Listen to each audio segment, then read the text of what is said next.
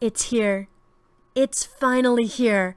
At the end of this episode, we will have finally finished breaking down every single death of every Finch family member, and we're going to be showing that Edie was involved in almost all of them. It is so crazy we're almost done.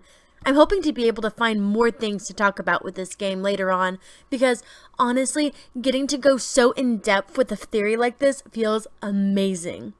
As I said before, I love solving puzzles, and the pieces are all about to come together on this one. Are y'all ready?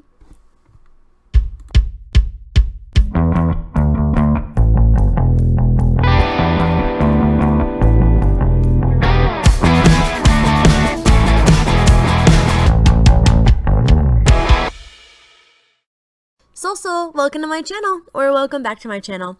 I've been pretty proud of some of the stuff I've found during this analysis of What Remains of Edith Finch. A lot of inconsistencies just start making a lot of these stories tumble. And you'll soon see I'm not the only one with doubts in this family. There's one smart cookie that was able to figure out the Finch family, but more on that later. Again, just a quick trigger warning, we are going to be talking about suicide a lot in this video. If you're sensitive to that kind of topic, please click off this video. Maybe check out some of the other theories I've done, or if you're in need of a smile, check out my latest Sims video where I played with the new high school pack. And with that, let's go ahead and continue with the story we are given from What Remains of Edith Finch. Last time we learned of the early deaths of Dawn's brothers, Gus and Gregory. Gregory drowned while in the bathtub, a story that we read about on a suspicious stack of divorce papers, and Gus died at Sam's second wedding. We find this on a poem that Dawn wrote, but the thing she writes about is something that would definitely not have been possible to see from the place the wedding was held. Very interesting. Today, we're going to start talking a bit about Dawn, Edith's mother. Now, as we go through the story of the death of each Finch member, Edith takes a minute and talks about her mom for a little bit. After Dawn's brothers are gone, she moves up to the loft, and at this point, Edie becomes very close with Dawn. Perhaps at this point, she's even believing in her grandmother's stories and goes on to explore the rooms of her late aunts and uncles. After she graduates high school, she then does some disaster relief work in India, where she meets Sanjay, Edith's dad. It's hard at first to tell if they get married or not officially, since Dawn and all of her kids keep her maiden name, but there is one photo of the couple with a date written on the frame, and it does look like Dawn is wearing a traditional Indian sari, which is worn at weddings. So maybe they were married while in India and kept the maiden name to avoid issues moving back to the States later? I really don't know. We really don't hear a lot about Edith's dad. All we know is that they lived together in India, and after he died, Dawn felt as though she had no other choice than to go back to her grandmother's house. I really wish we got some idea on how Sanjay died, but maybe we do. In the makeshift classroom that Dawn made for her kids, there's a newspaper clipping on the wall by her desk. The top story reads, "Relief efforts end in disaster." It seems hard to tell in the clipping, but I believe some kind of natural disaster hit India, and Sanjay was a victim. In fact, if we zoom in on that article, we'll see that it was actually an earthquake that killed Sanjay, causing Dawn and her kids to move back home. Let's take a look at the classroom a little more. It looks like Dawn was homeschooling her kids while they were back in the States, and if you take a look at one of the walls, you can see what they're being taught. There's a bulletin board titled, "Our Family History, Fact or Fiction?" And on Edith's old desk, we see several names of Finch family members that would have been dead at this point. There's Barbara, Molly, Gus, Sam, Sven, Calvin, Odin, and Gregory. But wait, someone's missing. Where's Walter? Walter died when Edith was 4, and they stayed at the house until she was about 15. We know this from the family tree. Edie died the day after Dawn and Edith left in 2016, making Edith 15. So at the point that they had the classroom set up, they would have definitely had known that Walter was gone. It's just interesting how he is the only one missing from their line of dead relatives, and he has a truly interesting end. Maybe my previous theory is true and he's still alive, and I think Dawn might know more than we think.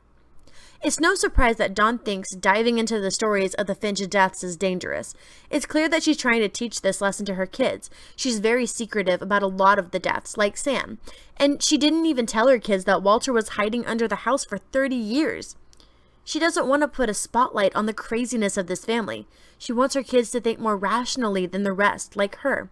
Getting out of that house and traveling clearly let her see how the world truly works and how people should function. You shouldn't worry about something like a curse. You shouldn't focus solely on how you're going to die or how others died before you. You should focus on the present, your future, your life. And honestly, I can respect that. But in a house run by Edie, you know that your entire logic is going to be shattered by these stories.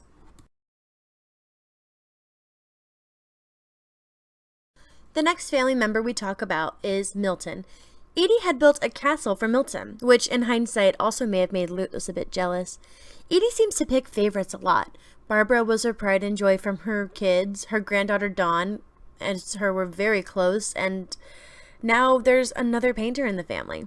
Of course, she would want his imagination to run wild and express himself to his heart's content. You'll see around the room that Milton seems to do a lot of scenery paintings, mainly forest settings, which, coincidentally, is where their house is located. I have my thoughts on that, and in the future, I may make a whole video about my thoughts on Milton and Walter, but today we're talking about how Edie planted the seed in Milton to run away and how she places the evidence for it. So Milton's castle is full of pictures that he's done, but it's also full of architectural designs, including a model of a city. Now, we all know that Milton is supposed to be a reference to Giant Sparrow's other game, The Unfinished Swan.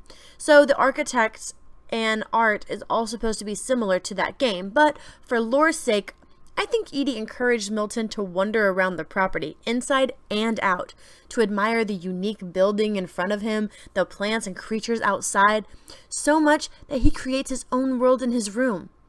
He is his art. And how much is he his art? Take a look at the family tree that Edith is making. We do see the art style of Edith's brother in the family tree is made to be more cartoonish as compared to the other family members. She tries to draw the other family members more realistic, but she still draws her brother as a cartoon? That's interesting. We find out about his disappearance from a flipbook in his room, titled Milton Finch in the Magic Paintbrush. It starts with Milton, who is painting a picture, maybe a self-portrait, who sneezes. We are then taken to Milton at his desk, doodling his own flipbook of taking a paintbrush and painting a door. He walks through it, takes a bow, closes the door, and then the flipbook ends. There's also a painted door exactly like the one in the flipbook that we see as well. I don't know about y'all, but when I first saw that door, I was hoping it would open up a passage or something so we could solve the mystery of Milton's disappearance. But we are only left with that flipbook. And I'm gonna say it again. This was not only Milton's doing. And we're going to use the same trick that we used back in part 1. We're going to look at the handwriting. We have Milton's signature everywhere in the tunnel system. When Milton disappeared, he was 11 years old at the time. So he practiced cursive and his signature. He was also only at the house a year before he disappeared.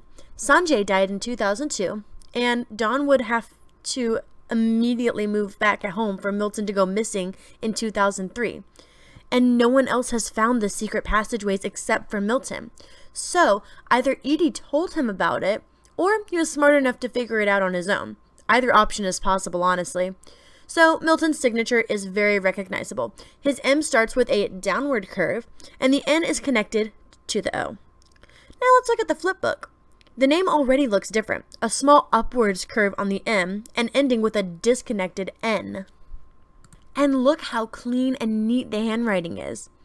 I don't care what you say, no 11-year-old's handwriting would change that much in a year or even a little less than a year.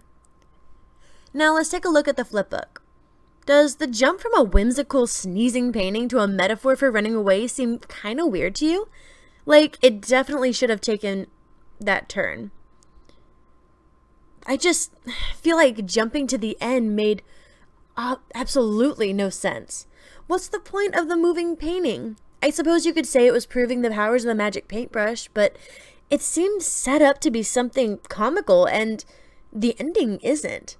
Notice also, as soon as the flipbook within the flipbook is made, the background is way more detailed and the character is looking a little more cleaner.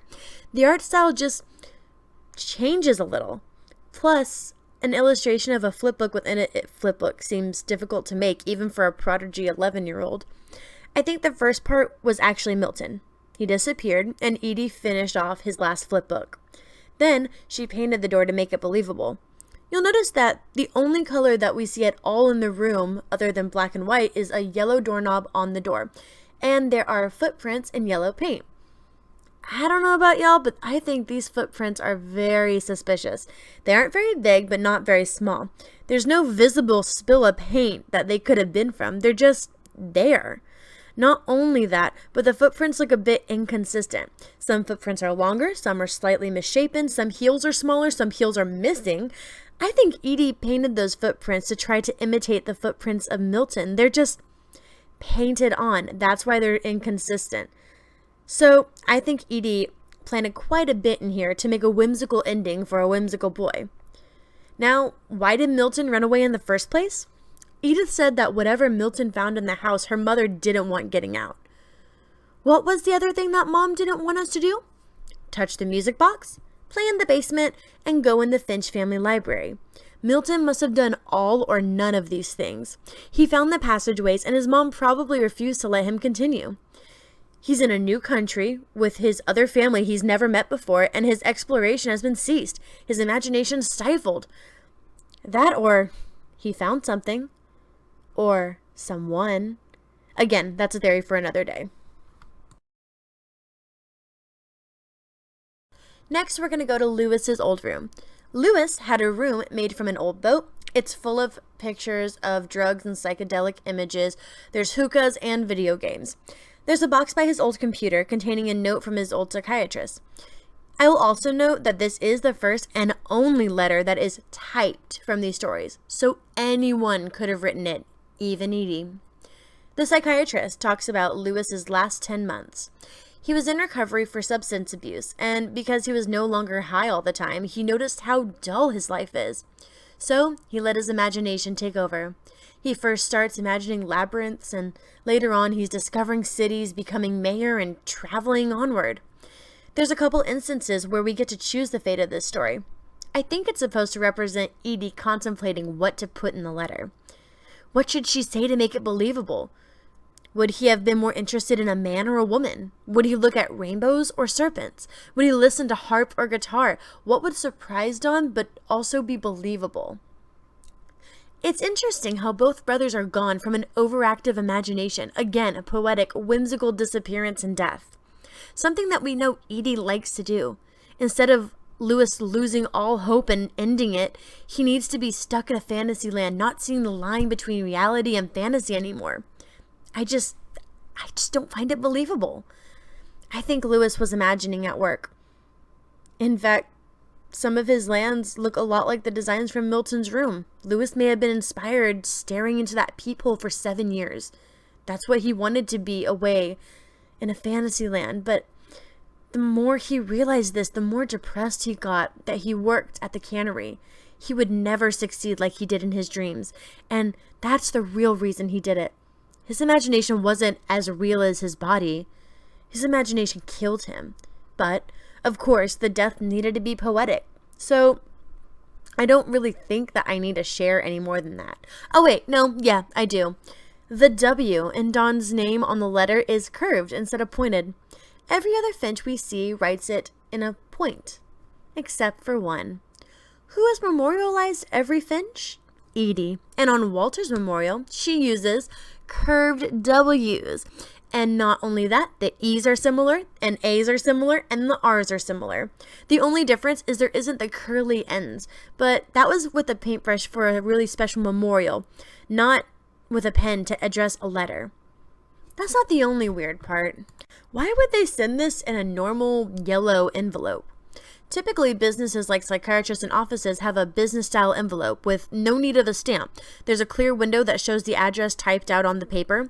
They have means to put their logo literally all over the paper and envelope, but they can't use a standard business envelope.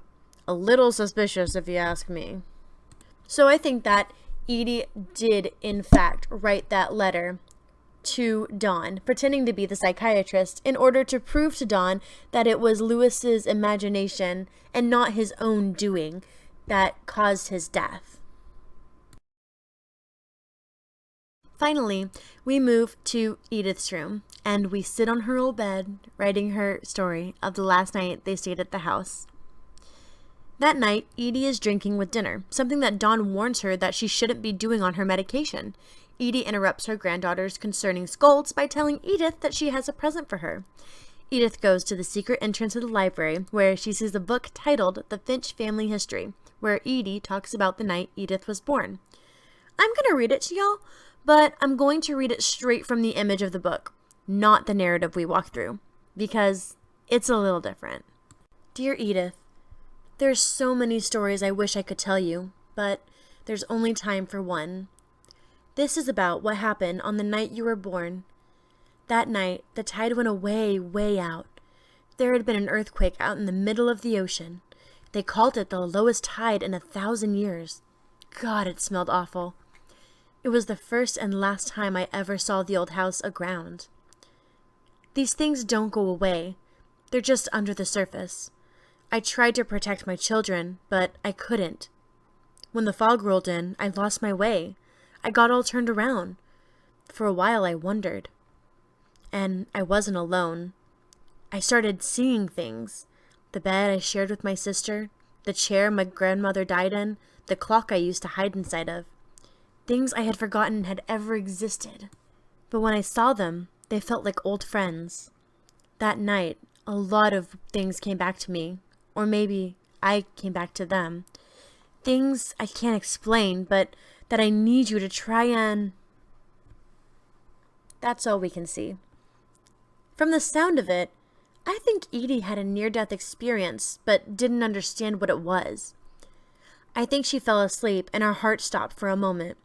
That's why she goes back to the old house, seeing memories that she has forgotten of her deceased family, voices, her regrets that she couldn't protect her children, because remember, in her mind, she's the victim and not the culprit.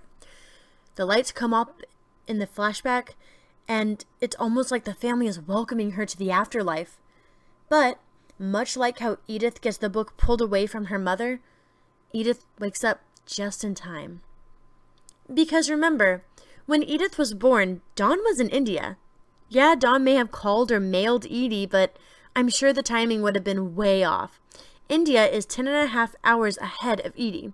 So if Edith was born on the morning of February 14th, 1999, it would still be nighttime of February 13th for Edie. Confusing, I know. But it proves that Edith wouldn't have been around to know exactly when Edith was born. This may not have happened exactly on the day when Edith was born, but Edie wants her to feel a connection with it. The story, again, isn't true, but a vision that Edie has when she almost crosses into the afterlife. Dawn gets nervous and takes the book away and rips it in half. She didn't want Edith's head being filled with the same stories that caused her to lose both of her kids, who happen to have very active imaginations. They decide to leave that night. A van for the nursing home comes to pick Edie up in the morning, but they find her dead.